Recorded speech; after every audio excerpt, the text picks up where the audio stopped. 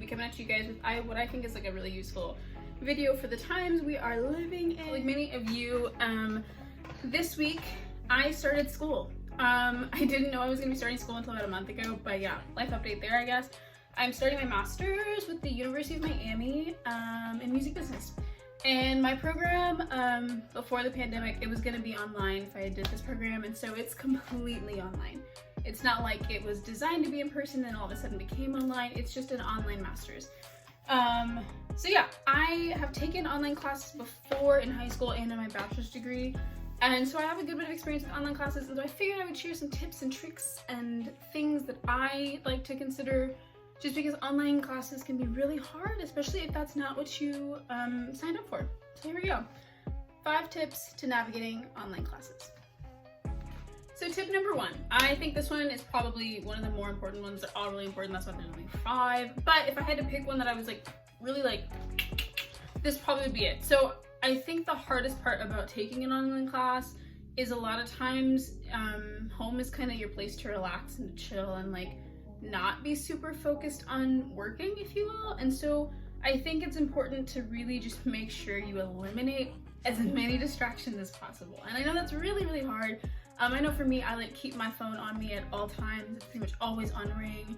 And before I started school, I was just working for a good bit after my bachelor's degree, and I would just be on my phone whenever I wanted because like I didn't have anything else to do. But now I literally have to sit down and like, what I do, the trick I use is I set 20-minute timers on my phone, and I put my phone on Do Not Disturb, and I sit for 20 minutes and I get work done.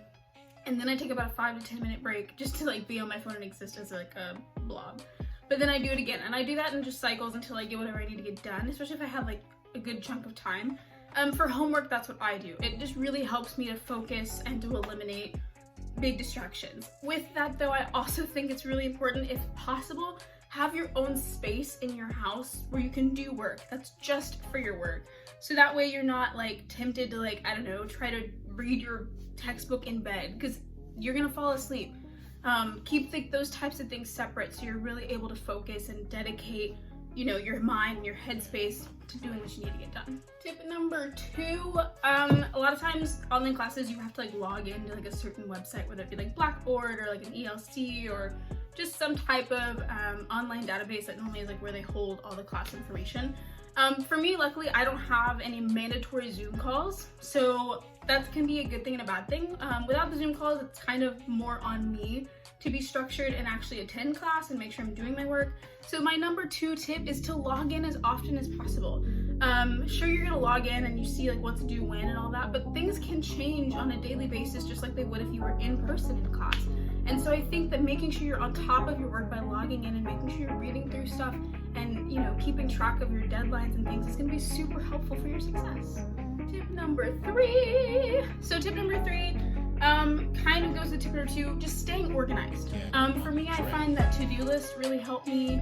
I keep a paper planner for my school stuff, and all my work stuff I keep in my laptop planner. Occasionally I will put some stuff in my laptop, my Google Planner, my like master calendar, just so that it sends me reminders and stuff on my phone. But writing stuff down for me, the to-do list thing, really helps me.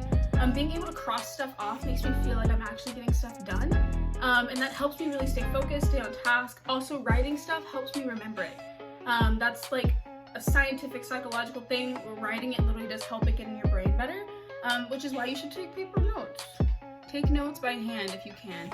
I know a lot of times it's easier just to take notes on the laptop, but taking notes by hand, you do like understand and grasp the content more, which is really all you're looking after. And I think in online classes that's so important because we're so used to reading things online that you aren't really just reading and actually like, you know, obtaining and pertaining all that information. A lot of times you just kind of skim. And so with an online class, write as much stuff down on pen and paper as you can, so that way you can really stay on top of stuff, stay organized, and stay, you know, Number 4, I don't know how your guys' classes are organized, but every online class I've ever taken has always had some weird like discussion post to give you that like student interaction experience. No one takes those seriously, but I think that taking them, I'm not saying take them so seriously where you're like, you know, putting quotes and stuff in there unnecessarily, but take it seriously enough to actually like participate in conversation, come up with responses that are actually like more than just like, loved your response, I agree. Like, actually participate in the discussion, just because it's going to help you, again, learn the information, so that when you have your exams, your quizzes, and all those things, you're actually going to know what you're talking about, rather than just like reciting what you've memorized for like the last week. Lastly, number 5, I think this one's like the most important: have fun. I think it's honestly super great to have school from home. You get to be in your pajamas. For me, my study time is a lot more enjoyable. I just redecorated my room and I love my room space. I've got like LED lights now, like music, so I can listen to music on my speaker. I can have way better snacks. I can eat food while I'm like studying and stuff.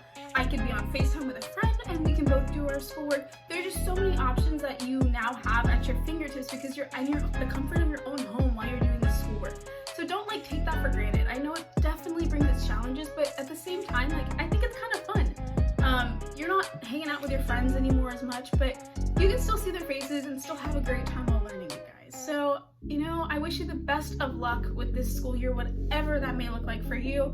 And until next time, you guys, I'll catch you later. It's me.